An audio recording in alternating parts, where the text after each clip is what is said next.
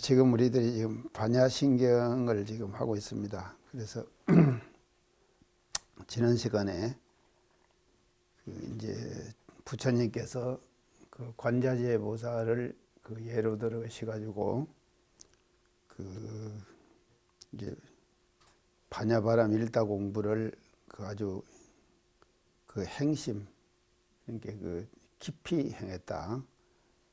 그렇게 행하니까 이제 결과가 어떻게 된가 하면 조견 오온계공이다 그랬어요.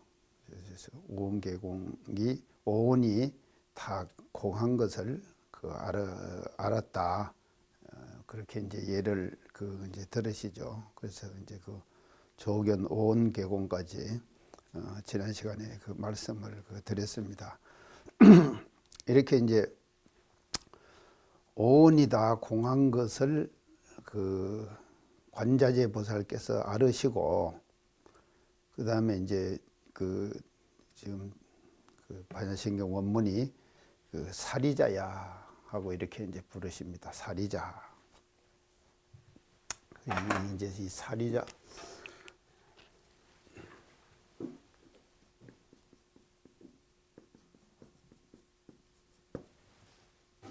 사리자.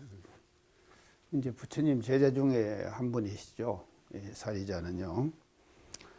그래서 불경에 지금 등장하는 부처님 제자 인물 중에서 지난번 건강경 할 때는 수보리가 이제 등장을 했습니다. 그래서 수보리와 이제 그 부처님 간의 대화 내용이 건강경이 됐고요. 그냥 반야신경에서는 관자재보살의 공부를 예를 들으시고 이제 이렇게 하시면서 이 사리자에게 설하시는 거예요. 그러니까 사리자에게 이제 설하는 그런 내용으로 되어 있기 때문에 이제 사리자를 부르십니다. 그래서 사리자야 이렇게 이제 부르시죠. 그래서 이 사리자는 부처님의 10대 제자 중에 한 사람입니다. 그래서 이제 10대 제자, 부처님의 10대 제자가 있는데 이분을 이제 어떻게 칭하는가 하면 지혜제일 사리자, 사리불존자다. 지혜제일.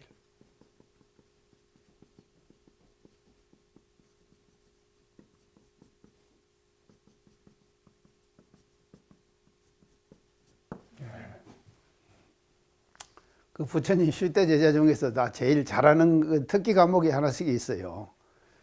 그래서 지난번 건강경에서 나올 때는 수보리는 해공제일 그랬죠. 공돌이를 제일 잘한다. 그래서 이제 해공제일 그렇게 했는데, 이제 이 사리자는 부처님 10대 제자 중에서도 특히 잘하는 것이 뭔가 하면 지혜다. 지혜가 밝다 이 말이죠. 지혜가 아주 밝은 제자다. 그래서 지혜 제일 사리자 이렇게 그 명칭을 붙여줍니다. 그래서 이 사리자의 원명은 산스크리트 원명은 사리부타라, 사리부타라. 이게 A입니다. 사리부타라. 이게 이제 산스크리트 원명입니다. 원명을 사리부타라 이렇게 말하는데, 이 원명을 사리부타라를 소리 나는 대로 음력을 한 것이죠. 음성으로 번역을 한 것이죠. 음성으로 번역해서 사리자. 사리 앞에 이 사리 아닙니까? 그래서 사리자 이렇게 번역을 지금 했습니다. 지금 현장 스님이 번역했다 그랬죠. 반야신경은. 그래서 이분은요, 마가다 왕국 왕사성 근처에 나라타촌에서 출신했어요. 마가다 왕국 왕사성 근처에 이제 나라타촌 출신이신데, 인도에는 사성제 계급이 있습니다. 그래서 사성제 아주 이제 철저하거든요. 그래서 사성제 계급의 제일 위의 계급이 뭔가 하면은 브라만이에요. 브라만. 그래서 지금도 인도의 이 사성제 계급은 엄존합니다. 아주 엄존한데, 그게 이제 인도의 이 브라만은 계급 중에서 사성제 계급 중에서 제일 높은 계급이거든요. 그래서 제가 이제 그 인도에 갔을 때 아마 이제 브라만 출신의 그 관광 사장하고 이제 우리가 이 얘기가 돼가지고 이제 택시를 하나 대절을 하는데 그 택시 대절을 하고 나서 그 사장이 그 택시 기사를 불러가지고 우리를 태워가지고 이제 바라나시라든지 이런데 이제 불교 유적지잖아요. 이런 데를 전부 다 이렇게 들리라 하는 것을 명령을 하는 거예요. 명령을 하는데 그 사장 앞에 택시 기사가 말이죠. 딱 서가지고 그 명령을 받는데 그냥 이게 가만히 우리가 보니까요. 한국 사회에서는요. 한 인간 앞에 그렇게 절절 기고 아주 그냥 온통 그냥 다 막 고개를 막 이렇게 흔들면서 예 막 그렇게 착착착착 대접을 하는 거예요. 그 과정을 보니까 아, 저 사람은 브라만이고 이 사람은 밑에 사람이다. 그 확실하게 알겠더라니까요. 그래서 그런 정도로 인도에는 말이죠. 이 사성제 계급이 아주 굉장히 좀 정착되어 있습니다. 지금까지도 그것이 그대로 내려오고 있거든요. 그런데 이 사리자는 어디 계급 출신인가 하면요. 이 브라만 출신이에요. 브라만. 그러니까 인도 사성계 중에서 가장 높은 계급의 출신이 이 사리자죠. 그런데 이 브라만 출신인데 이 지금 사리자가요. 젊은 나이에요. 아주 학식이 뛰어났어요. 젊은 나이에. 그래서 이 학식이 아주 젊은 나이에 학식이 뛰어났는데 그 당시에 말이죠. 부처님 당대에 어떤 일이 있는가 하면요. 육사외도라고 하는 것이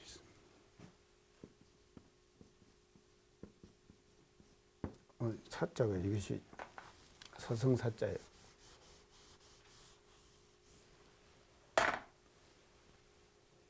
서성사자.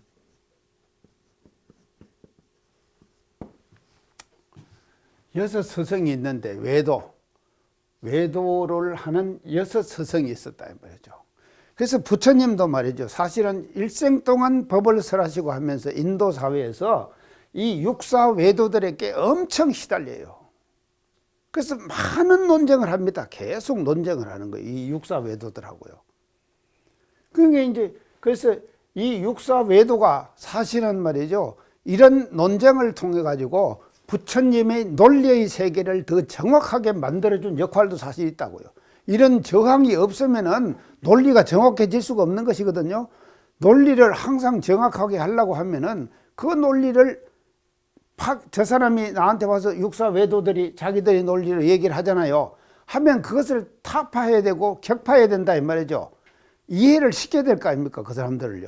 그 이해를 시키기 위해서 부처님의 논리가 사실은 이 육사 외도들의 역할도 부처님을 그와 같이 지혜의 부처님으로 만드는 역할을 옆에서 해줬다. 분위기가 해준 거예요.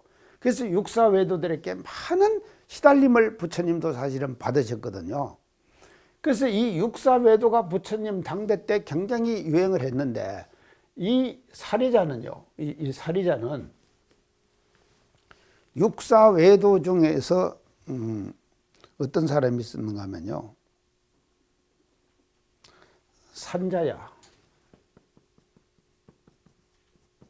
산자야라고 하는 논사가 있었어요. 논사가 있었다 이 말이죠. 그래서 이 산자야 밑에 일찍이 이 사리불존자가 들어가지고 제자가 된 거예요. 제자가 됐다 이 말이죠. 그러니까 육사 외도 중에 한 사람인 산자의 밑에 들어가가지고 산자의 논사에 들어가가지고 그거 가서 제자가 돼버린 것이거든요. 그거 이제 제자가 됐는데 지금 이 제자가 돼가지고 이제 열심히 그것을 수행을 할 거 아닙니까? 육사 외도도 사실은 계속 수행을 하니까요. 자기들의 어떤 법과 이제 논리를 가지고 지금 수행을 지금 하고 있는데 이 사리자가 어떻게 부처님의 제자가 되는가 하면요. 아자지라고 하는 부처님의 제자 아자지. 이름이 모두 좀 조금씩 다 이제 생소하죠. 사실은 이제 이런 생소한 이름도 이제 들으셔야 됩니다. 그래서 이제 아사지, 아자지가 아니라 아사지.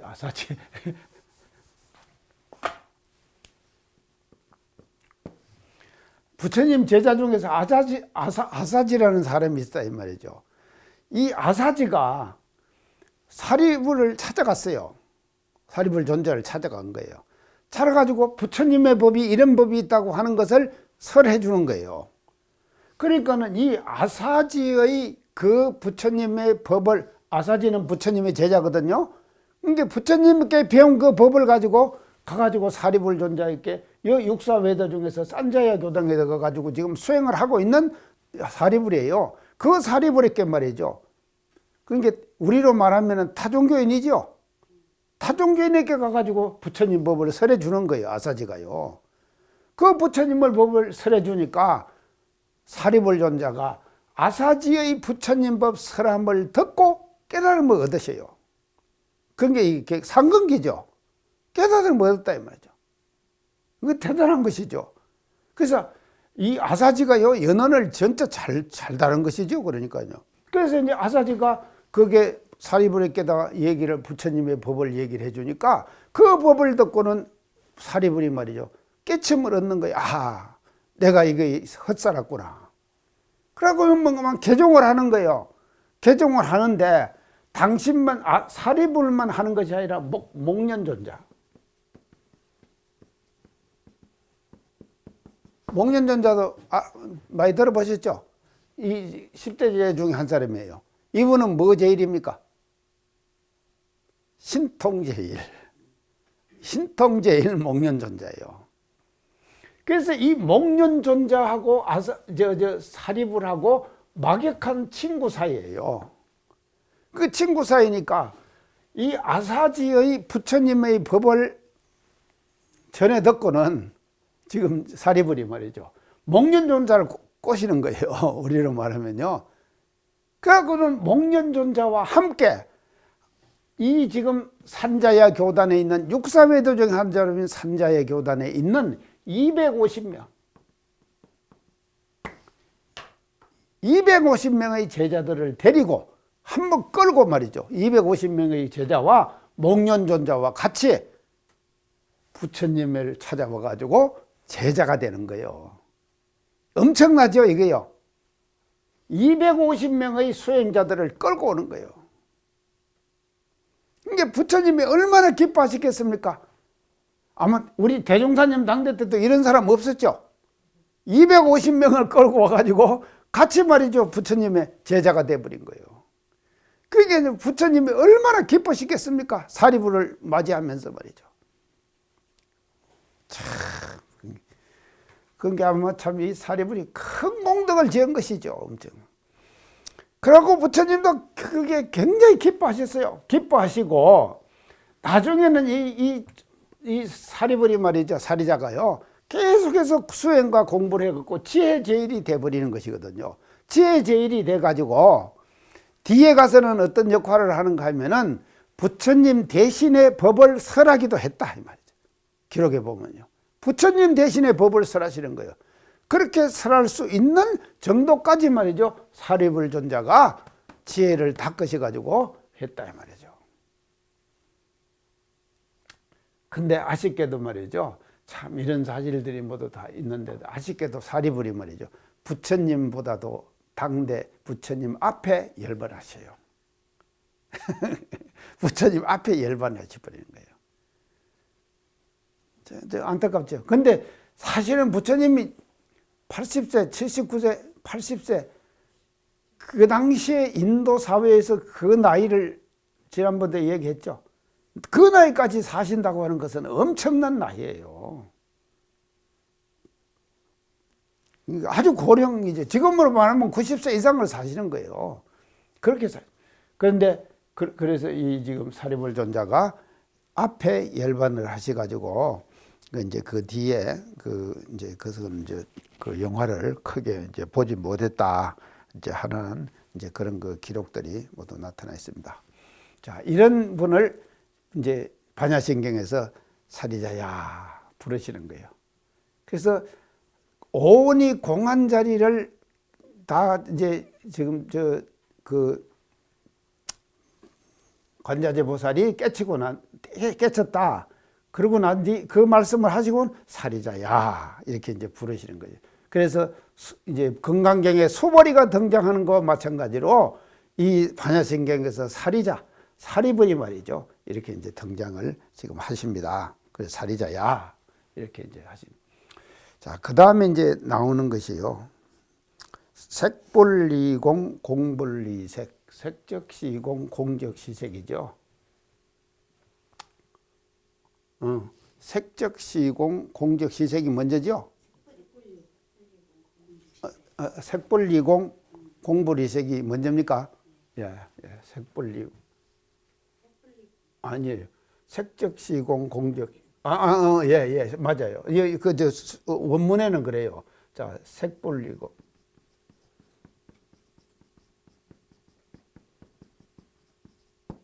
이공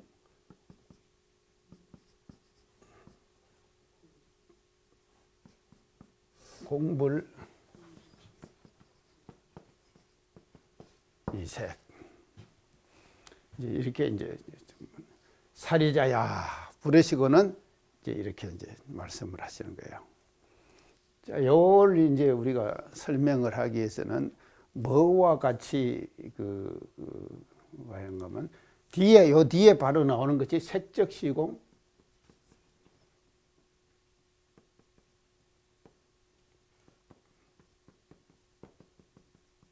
공적시색.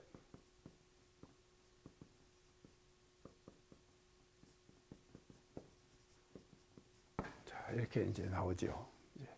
색불리공, 공불리색, 색적시공, 공적시색. 이렇게 이제 지금 나옵니다.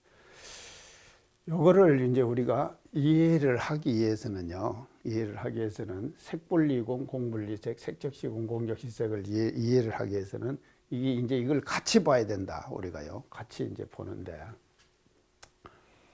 이 산스크리트 원전, 그러니까 산스크리트 원전은 부처님이 이제 설하신 것을 결집을 해가지고 산스크리트로 결집을 해놨다 그랬죠.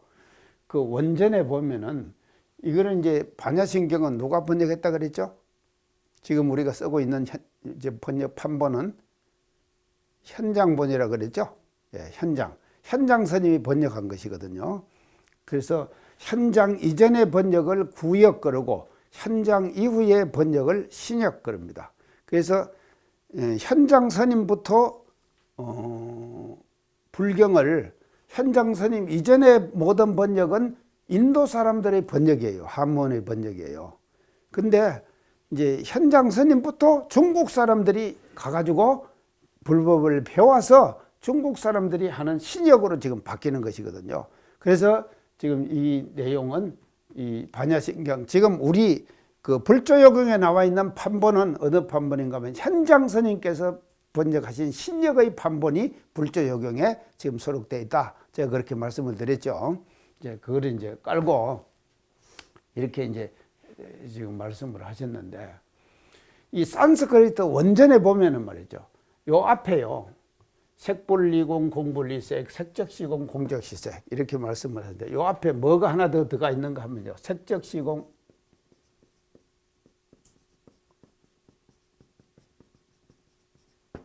공적시색.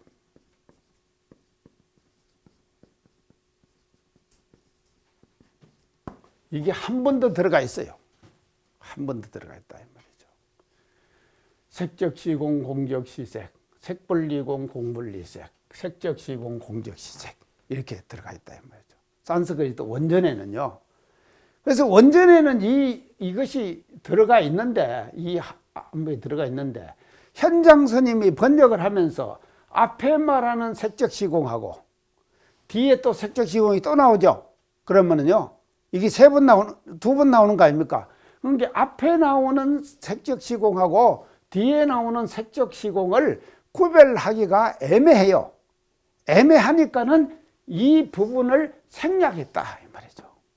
이 부분을 생략하고 색분리공, 공분리색, 색적시공, 공분시색이다. 이렇게 저 부분을 이제 생략을 했습니다. 자, 그러면 이게 이제 이걸 왜 생략을 했는가? 이제 그 산스크리트 원전에 의해 가지고 이제 한번 우리가 해석을 한번 이제 해봅시다요. 앞에 이 색적시공요, 이걸 일이라고 합시다요. 일의 색적시공.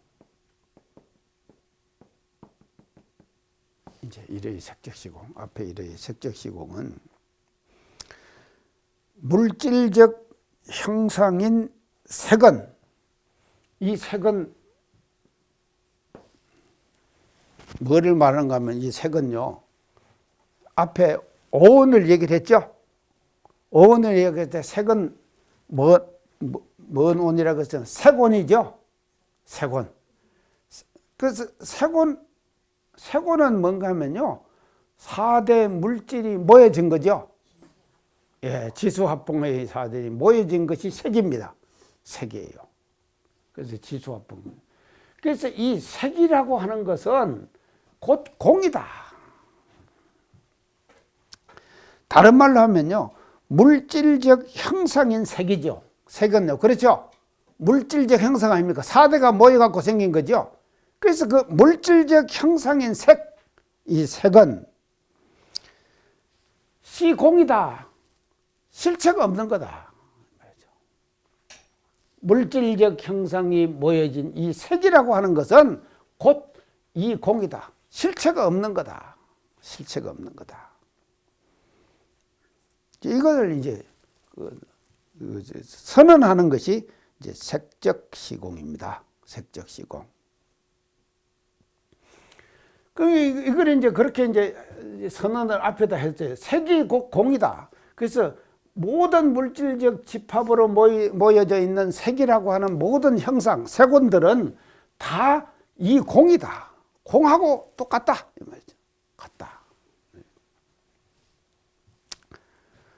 자, 그 다음에 요 뒤에 이제는 어떻게 나오고, 색분리공, 공분리색이에요. 색분리공, 공분리색.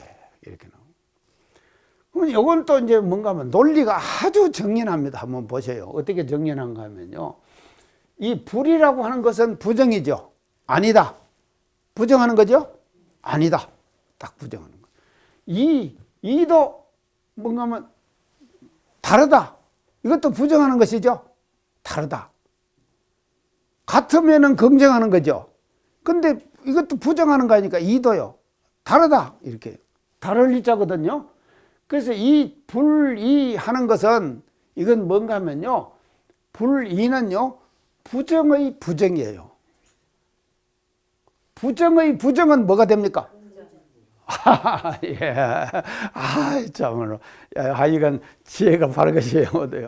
부정의 부정은 긍정이죠. 아주 정연하잖아요.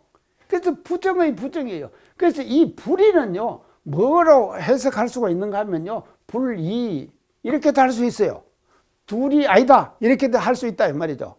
이렇게 할 수 있지만도 이 반야신경에서는 아주 정교한 논리를 적용해 가지고 부정의 형태를 택하는 거다 이 말이죠. 부정의 형태. 그래서 이 색이라고 하는 것이 공과 하나다. 다르지 않다. 다르지 않다. 그런 게 부정. 그런 게 색이고 공이다 이 말이거든요. 아주 정교하게 이걸 지금 이게 한문의 묘미입니다. 이런 것이요. 한문의 묘미를 이걸 알아야지 우리가 항상 반야신경을 외우면서 이런 거 지금 생각 안 했잖아요. 우리가요. 생각 안 했는데 이렇게 되는 거예요. 그 다음에 또 보세요. 이 공이라고 하는 거, 실상을 깨치고 나면은 그 실상은 형상, 모든 형상에 다르지 않다. 모든 형상이다 이 말이죠. 그래서 공 따로 있고 색 따로 있는 것이 아니에요. 공과 색이 하나다 이 말이죠. 그래서 이것도 말이죠. 부정의 부정을 선택하는 것이다. 부정의 부정. 그래서 이제 이 공이라고 하는 것은 절대로 색과 다르지 않다. 하나다. 하는 것을 색적 시공, 공적 시색의 대명제를 먼저 딱 던져놓고 그것을 정교하게 설명을 하는 거예요. 어떻게 설명하면 색이 공에 다르지 않고 공이 색에 다르지 않다.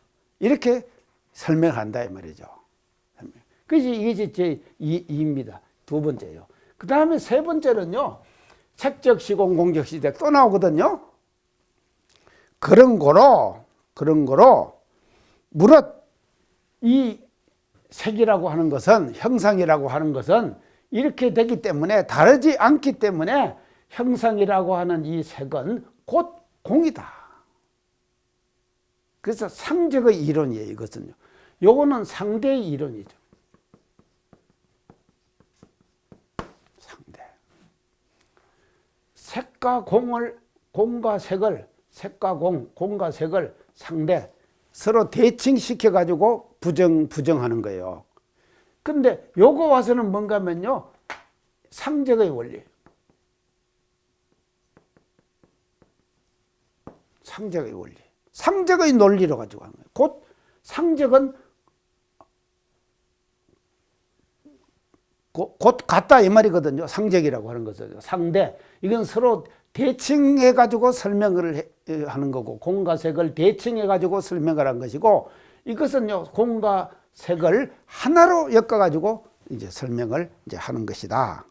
이제 이렇게 볼 수가 있겠습니다. 자, 이래서 이제 이걸 했는데요. 이 반야신경에서 보면은요. 처음에는 이제 일의 명제도 색적 시공, 공적 시색 해갖고 이제 어순이 처음에 어순이 어떻게 나오는가 하면요. 색에서 공으로 나옵니다. 색에서 공으로 나오는 어순이에요. 이 처음은요. 보세요. 색에서 공으로 나왔죠. 여기도 색에서 공으로 나왔죠. 여기도 색에서 공으로 나왔죠. 색에서 공으로 나오는. 이제 이 색에서 공으로 나오는 어순은 색이라는 것은 형상세계죠. 이 형상세계. 형상세계는 생멸 변화하는 물질적 형태의 실상은 그 실상. 그러니까 색이라고 하는 것을 뭔가 하면요. 색은요. 이게 항상 생멸 변화하는 것이거든요. 색에서 보면 생멸 변화.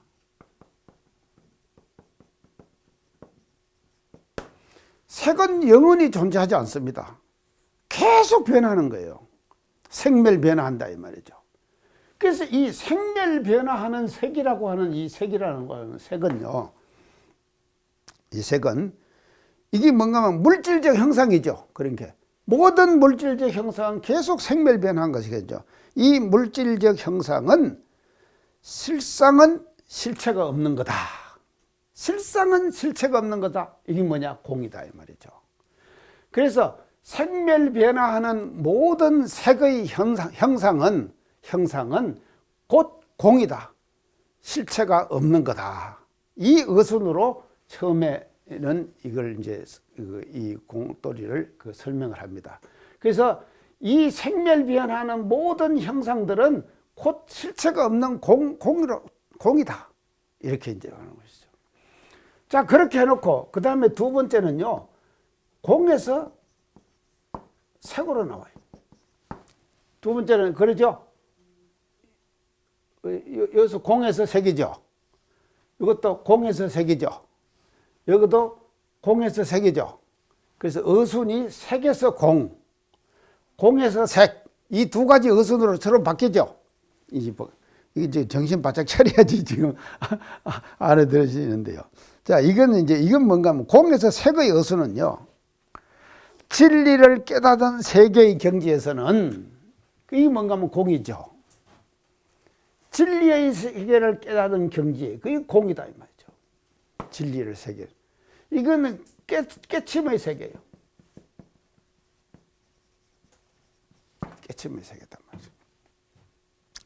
이 깨침의 세계는 실체가 없는 거예요. 실체가 없는 거예요. 이 공은요. 그런 게요. 진리의 이 세계를 깨닫으면은 실체가 없는 그 자리를 알게 되는 것이거든요. 그 자리를 알면은 아는데 그 자리는 어디에 있는가 하면은 물질적 형상 속에 담겨 있다. 물질적 형상 속에 담겨 있는 거예요. 그래서 이 공의 깨침의 공의 자리가 따로 있는 것이 아니다 이 말이죠.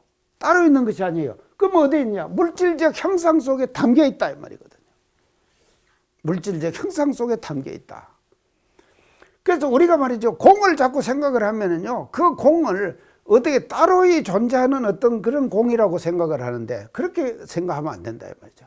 그래서 보세요, 반야신경에서는요, 색에서 공의 어순으로 색과 공을 접합시키고, 공에서 색의 어순으로 공과 색을 접합시키는 거예요.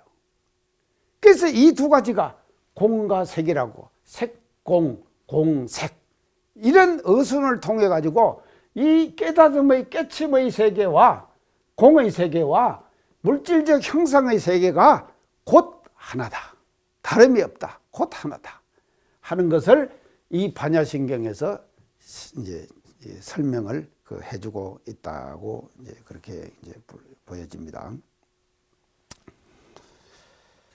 자, 그래서 이제 이것이 그 논리의 정교함이 이제 이 속에서 이제 이게 나타나는데요. 그러면 이 색과 공의 원불교적인 의미를 우리가 한번 살펴봅시다요. 이제 반야신경에서는 이렇게 정교하게 색과 공을 이제 설명을 하는데, 우리 교단에서 그러면 이 색과 공과 색공을 어떻게 이제 원불교적 의미로서 이제 한번 이제 살펴봅시다요. 그래서 이제 여기서 지금 이게 색은 오온 중에서 색온이 있죠. 색온을 말해. 색온의 첫째가 이제 색이에요. 색온. 이제 색온을 말하는 거죠. 이것만 놓고 우리가 이제 우리 원불교적 의미를 한번 이제 우리가 살펴봅시다요. 자, 우리 교리도에 보면요, 어떻게 나오는가 하면요, 이러는 교리도 제일 위에 어떻게 법진불이니 그랬죠. 그 다음에 나오는 것이 문구가 뭡니까? 우주만유의 본원이요, 이렇게 나오죠. 우주만유의 본원이요. 이것을 색하고 공하고 우리가 비교를 해보자 말이죠. 자, 이러는 우주만유의 본원 그랬죠.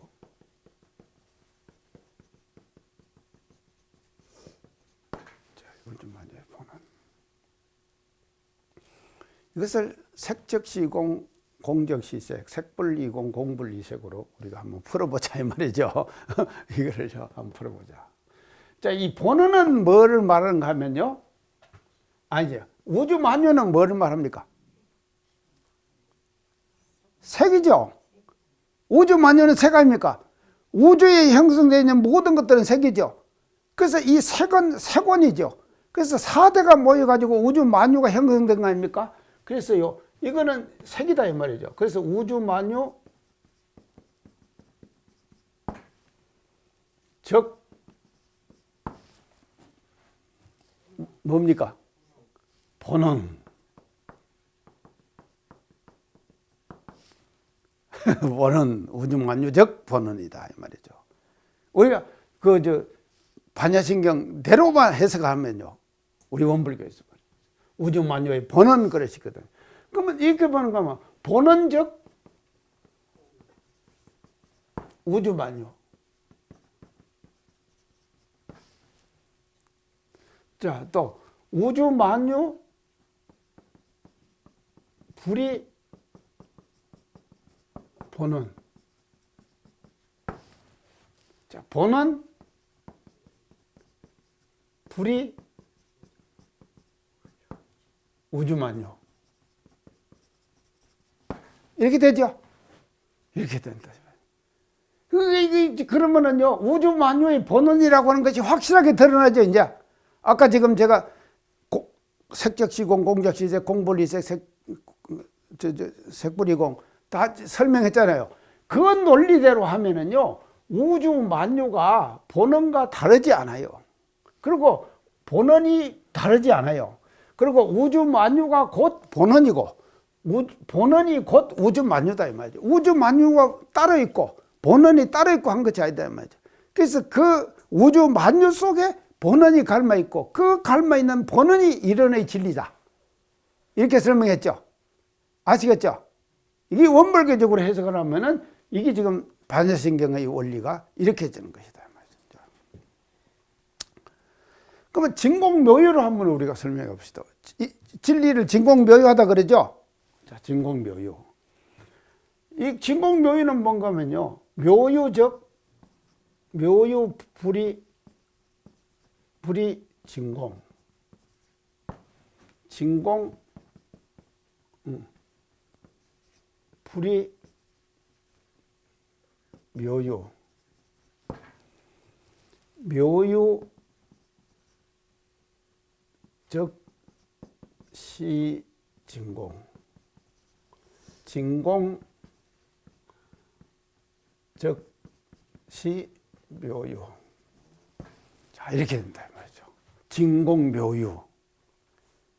진공이 따로 있고 묘유가 따로 있고 한 것이 아니거든요. 그래서 진공 묘유가 하나다 말이죠. 반야신경의 원리로 볼 때 그대로 지금 나타나는 거예요. 그대로 이렇게 나타나는 거예요. 자, 이거를 이제 우리가 제가 이제 그걸 설명할 때 형상으로 많이 얘기했죠. 형상.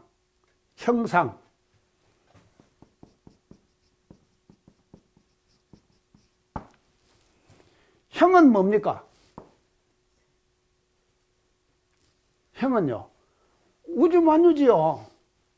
상은 뭡니까? 그 내면에 갈마 있는 질서를 했죠. 우주 만유 속에는요, 그냥 형만 있는 것이 아니에요. 그 형 속에는 반드시 내면의 질서가 갈마 있다. 그 질서가 뭔가 하면 본원이에요. 맞죠? 본원이고, 그 본원을 건강경에서는, 반야신경에서는 뭐라고 하는가 하면 이걸 공이라 그런다 이 말이죠. 그거 우주 만유를 색이라고 그러는 거예요. 색이라고. 그래서 이 그래서 형불이 상불이 형, 이렇게 돼요. 형적시 상, 상적시 형, 이렇게 되죠. 다 됐죠. 그래서요, 이 우주 만유에 형성되어 있는 일체 모든 모습들, 형, 그것은 말이죠. 진리의 본원, 이런 쌍의 진리의 본원을 떠나 있지 않다. 이렇게 이제 원불교 의식으로서는 이제 그 표현을 할 수가 있습니다. 그래서 이 이치를 확실하게 알면은요, 우리 색적시 공공적시색, 색불이공 공불이색, 이걸 이제 반야신경에서 나오는 것과 우리 원불교 교리에서 나오는 이 내용들을 우리가 이제 알게 되면은 이게 뭐가 되는가 하면요, 확실하게 우리는 뭐가 돼야 되는가 하면 처처불상이 돼야 돼.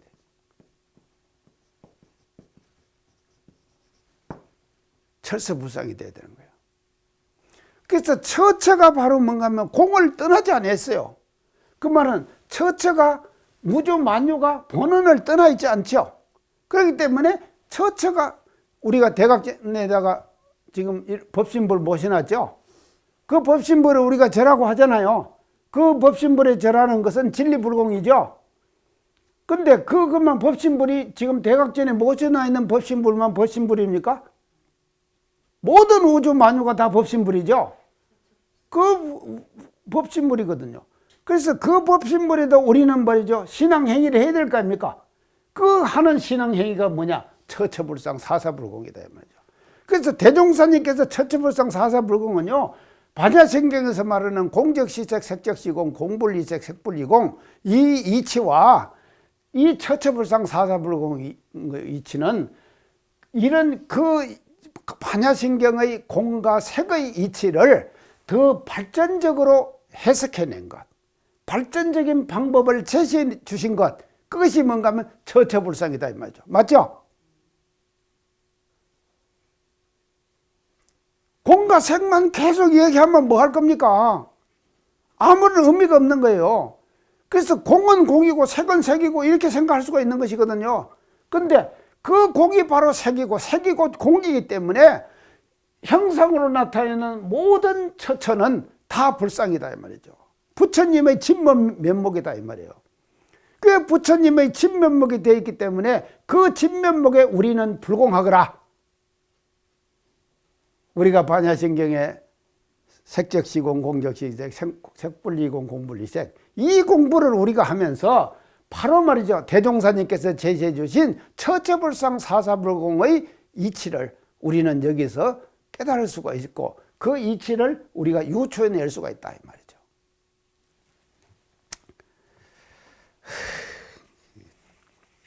자, 그런데요, 지난 시간에 제가 이제 이 조견 공부를 말씀드렸어요. 이 조견 공부. 조견 공부 첫 단계는 뭐라 그랬죠? 관하는 공부. 두 번째 단계는 뭐라 그랬죠? 각하는 공부. 예. 세 번째 단계는 뭐라 그랬죠? 행. 자, 그러면 이 행을 우리가 한번 생각합시다. 행을 생각을 해보면요, 세곤에 걸리지 않는 마음이에요. 세곤에 걸리지 않는 마음이다 말이죠. 중생은 왜 중생인가 하면요, 간단해요. 중생은요, 세곤에 걸려 있는 거예요. 세곤에 집착되어 있다 이 말이죠. 그래서 이 세곤에 집착되어 있는 사람은요, 행이 어떻게 됩니까? 착심의 행이 나오는 거예요. 맞죠? 착해지는 거예요. 그래서 모여있는 그 세곤, 형상에 모여있는 4대 물질에 모여있는 그게 딱 집착하는 것이거든요. 자, 요새 지금 우리가 가상화폐, 나 아마 공부를 해도 가상화폐 모르겠어요. 금성님 알아요? 가상화폐가 뭔지? 비트코인 그러대. 비트코인. 그거 이렇게 동그랗게 해가지고 그 B자 이렇게 해놨잖아요. 그 가상화폐를, 비트코인을. 나 가상화폐가 뭔지 모르겠어요. 가상화폐가. 근데 우리는 말이죠, 이 행이라고 하는 것은요, 세곤에 걸리면은 바른 실천이 안 나와요. 그게 딱 집착돼 버리는 것이거든요. 그래서 모든 중생들은 말이죠, 어디에 집착되어 있느냐? 이 세곤에 집착되어 있는 거예요. 집착돼 가지고 바른 실천 행이 나오지 않는, 해탈행이 안 나오는 거예요. 그래서 해탈이라고 하는 것은 뭔가 하면요, 세곤의 집착에서 벗어나는 것. 이 세곤의 집착에서 벗어나는 것이 해탈이다 이 말이죠. 그래서 이게 수행 방법으로서는 그렇게 지금 행을 우리가 정산종사님의 조경 공부의 행을 그렇게 우리가 해석할 수가 있다 이 말이죠. 그래서 세곤의 집착에서부터 벗어나라. 그것이 해탈이다. 그래서 해탈행을 하는 것, 그것이 조경 공부다 이 말이죠. 그러면 이게 수행의 방법은 그런데 신앙의 방법에서 뭐냐? 이 세곤이라고 하는 것이 공을 떠나지 않았다. 다시 말하면 본원을 떠나지 않았다. 법신불의 진면목이다. 모든 색 자체가 법신불의 진면목이다. 그럴 때 그 법신불의 진면목인 모든 색, 그 색이 뭐가 되느냐? 불상이 된다 이 말이죠. 맞죠? 따로 있는 것이 아니에요. 불상이요. 그러니까 처처불상 되는 거예요.